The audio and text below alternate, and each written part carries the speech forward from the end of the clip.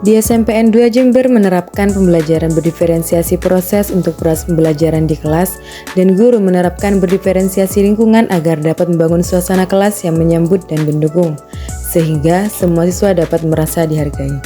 Mari kita simak bersama bagaimana proses pembelajaran berdiferensiasi di kelas. Pembelajaran di kelas diawali dengan salam pembuka.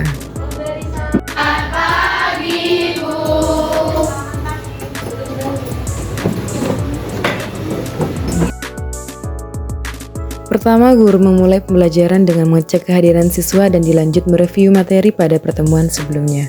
Kemudian, pembagian kelompok yang sudah ditentukan melalui penilaian sumatif pada pertemuan sebelumnya.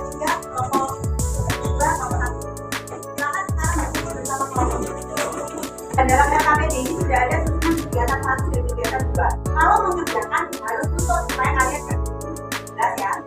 Ya.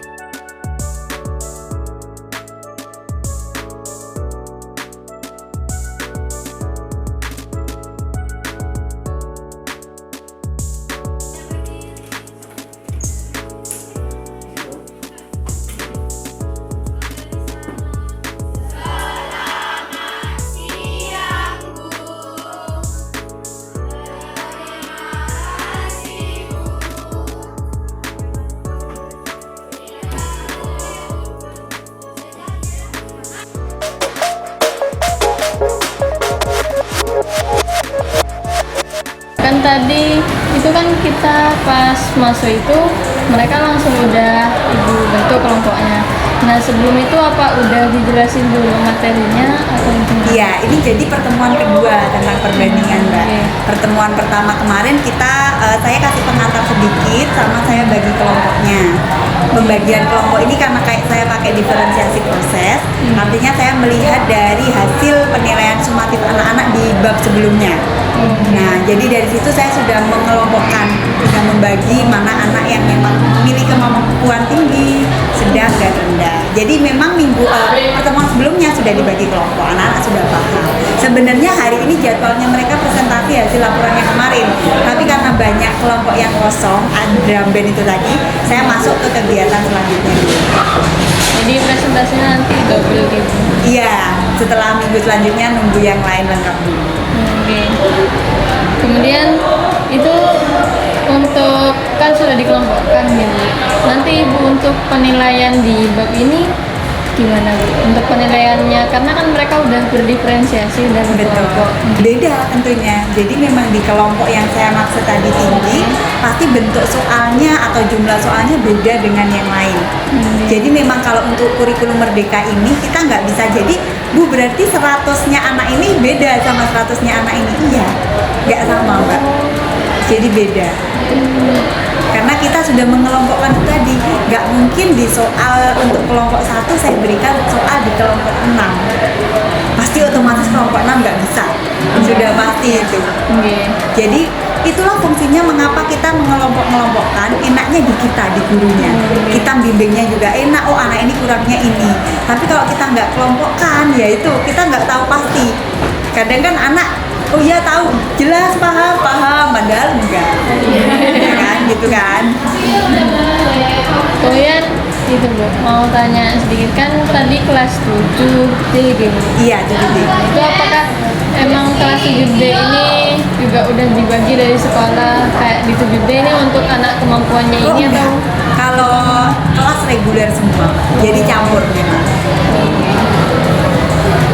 Terkait hambatannya Ibu untuk belajar diferensiasi yang Ibu terapkan. Kalau diferensiasi ini hambatannya itu tadi, kebanyakan ini ketepaan. Kalau Sabtu itu kan memang waktunya lebih singkat ya memang. Kalau biasanya kalau waktunya itu tetap sama, yang kelompok 1 itu pasti udah leho-leho itu, udah selesai duluan gitu. Sedangkan di kelompok yang lain mereka belum selesai. Nah kadang kalau dikasih soal lagi, namanya anak pasti ada iri. Kenapa kok kelompok kita aja Bu? Tapi ya itu sekali lagi kita sebagai guru harus bisa jawabnya yang kan kalian udah paham nih. Kalau kalian udah paham, udah jelas ya kan ibu kasih lagi, gitu aja. Tapi pasti tetap anak-anak itu kadang kalau di materi yang kemarin tuh masih materi bilangan bulat ya, segampang itu kan memang bilangan bulat di SD udah pernah. Kalau untuk anak-anak yang high tinggi, wah mereka mau dikasih soal 100 pun selesai mereka. Mungkin itu sih maunya kendalanya ya. Kalau yang di low bener-bener kita mau ngitung negatif 2 ditambah 3 aja yang kemarin sangat sulit. Apalagi ini kan sistemnya zonasi ya. Kalau di SMP 2 ini kan memang terkenal sekolah yang udah terbaik. Tapi kalau ada anak-anak zonasi ini ya sama aja kesulitannya. Jadi kelas reguler sih. Iya, reguler. Kalau dulu sempet ada memang kelas unggulan. Tapi ya setelah kurikulum merdeka ini kan kita harus menerima semuanya. Jadi heterogen kan kelasnya. Untuk persiapannya sebelum pembelajaran diferensiasi itu Sama sih kalau dari segi saya guru ya modul sama LKPD ini. Kalau dari segi anak-anak kita mungkin ngingetin aja di materi sebelumnya kita bahas apa, bilangan. Nah bilangan itu nanti kan yang akan kita pakai juga di perbandingan ini. Perbandingan juga mereka udah terima di SD sedikit banyak, pasti sudah paham. Apakah memang langsung dilepas gitu Bu? Iya, memang untuk kurikulum merdeka ini kita mewajibkan anak yang berusaha mencari informasi dulu. Seperti pertemuan sebelumnya ini yang mereka harusnya presentasi, saya nggak menjelaskan sama sekali masih. Jadi benar-benar mereka mencari tahu perbandingan senilai itu apa, perbandingan berbalik nilai itu apa, dengan dasar yang mereka udah tahu perbandingan itu. Boleh searching di HP boleh, tapi satu kelompok hanya pakai satu HP. Oh berarti Setelah itu mereka menuliskan lapor. itu kegiatannya di sekolah? Di sekolah. Diperbolehkan bawa HP berarti? Sekolah membolehkan bawa HP, tapi saat masuk HP sudah ditaruh di kantong guru. Hanya saat dibutuhkan di pembelajaran tertentu ya diambil. Kalau saya kemarin kan nggak semua harus HP, karena menurut saya nggak efisien banget. Jadi setiap ketua kelompoknya aja yang saya suruh ambil HP. Intinya untuk modulnya itu sama dengan ditampilkan di printer atau Oh enggak, kalau modul memang untuk pegangan guru aja. Saya hanya menyampaikan di awal itu nanti ke depan kita belajarnya gimana. Kita belajarnya materi ini, ibu nanti bentuknya seperti ini, sumatifnya ke depan gini. Karena yang bab kemarin saya sempat ada 2 kali sumatif, lisan sama tulis. Kalau yang ini nanti saya buat hanya tulis. Itu sudah dijelaskan dulu ke anak-anak, jadi anak-anak udah bisa punya pandangan ke depan. Aku persiapannya harus gimana ya? berarti Bu langsung merancang sendiri LKPD dan modulnya? Ya, LKPD-nya ya buat sendiri sambil kita kan ada internet juga, itu mana yang dirasa cocok, soal-soal yang bisa menolong anak-anak, kan langkah-langkahnya kayak tadi. Kalau tadi misal anak-anak langsung diberikan perbandingan nilai itu ini kan pasti kesulitan kalau untuk kelompok yang rendah. Sekali lagi kita harus berpikir juga untuk kelompok rendah. Jadi kita tuntun dulu pakai permasalahan 1, 2, 3 sampai anak-anak tahu oh kalau senilai itu gini toh contoh-contoh soalnya. Kemudian ini Bu, menurut Ibu itu perbedaan antara ketika kita pembelajaran seperti biasanya dengan pembelajaran yang berdiferensiasi ini gimana? Kalau pengalaman saya ya, kalau kita pembelajaran biasa kan pasti cuma ceramah, habis itu menjelaskan, yang bisa ya bisa, yang enggak pada akhirnya diem. Kalau di sini di saya pun mengunjungi yang nggak bisa, saya mengajar 6 kelas, jadi kalau dianggap hafal belum semua. Yang dihafal tentunya pasti anak-anak yang punya kemampuan tinggi sama yang rendah banget tuh biasanya saya hafal. Kalau untuk anak-anak tingkat sedang saya tidak hafal. Jadi diferensiasi ini cukup membantu saya untuk saya bisa ngerti, oh anak ini kemampuannya sekian, anak ini kemampuannya di sini. Kalau misal pakai pembelajaran biasa ya saya kesulitannya itu, saya belum bisa menghafal 6 kelas ini anak-anaknya gimana. Paling ya hafal ya itu tadi kan, yang paling pinter, kalau nggak yang paling wakal gitu, yang gampang diingat. Kalau anak sedang itu tambah saya nggak ingat. Jadi ini membantu banget menurut saya. Berarti Ibu udah menerapkannya di semua kelas tuh? Iya, Di 6 saya memang kalau satu modul saya buat untuk 6 kelasnya langsung. Oh. Jadi nggak ada bedanya. Jadi memang kalau kelas A kayak kelas D ini hari ini seperti ini, ya besok kelas E, kelas A, B, C juga seperti ini. Jadi satu modul untuk 6 kelas. Berarti tingkat keefektifan ketika Ibu menerapkan pembelajaran diferensiasi ini lebih tinggi. Lebih tinggi. Dampaknya ke siswanya juga lebih Betul, ya. Awalnya kalau kita bagi kelompok yang heterogen ya nggak pakai diferensiasi, pasti kan yang ngerjakan ya anak-anak itu aja. Misal tadi dalam satu kelompok ada anak yang tinggi, rendah, sedang. Sebenarnya enaknya yang tinggi mungkin bisa ngajari yang rendah, tapi itu kalau yang rendah mau diajari, kendalanya itu kalau yang tinggi mau sabar ngajari, kadang kan nggak juga.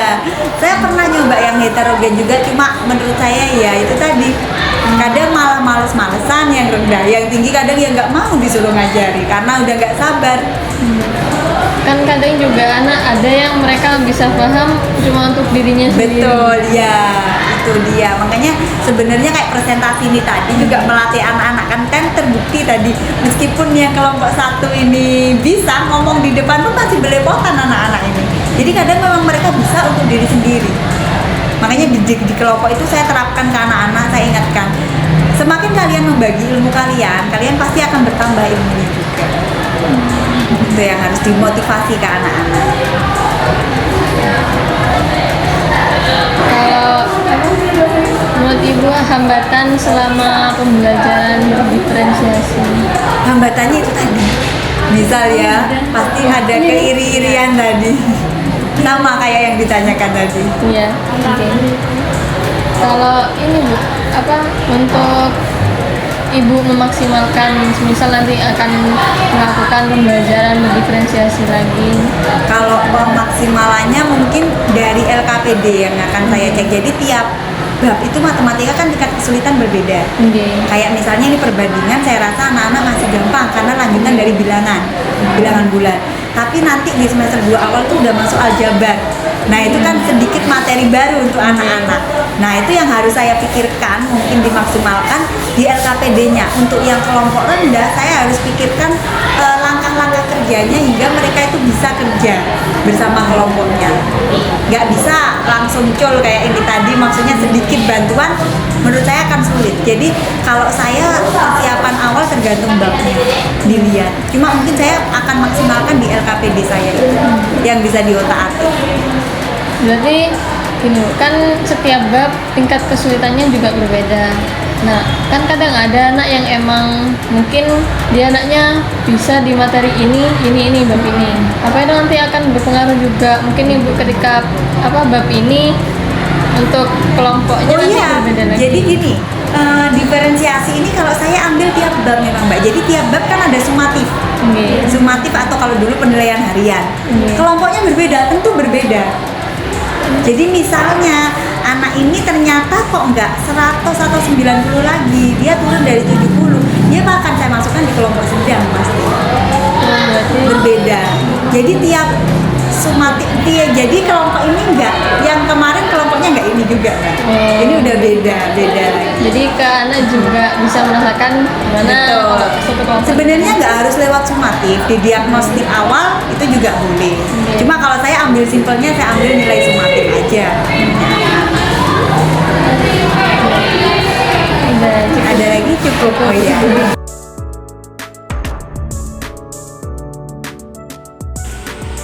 Sekian video pembelajaran berdiferensiasi dari kelompok kami. Semoga bermanfaat.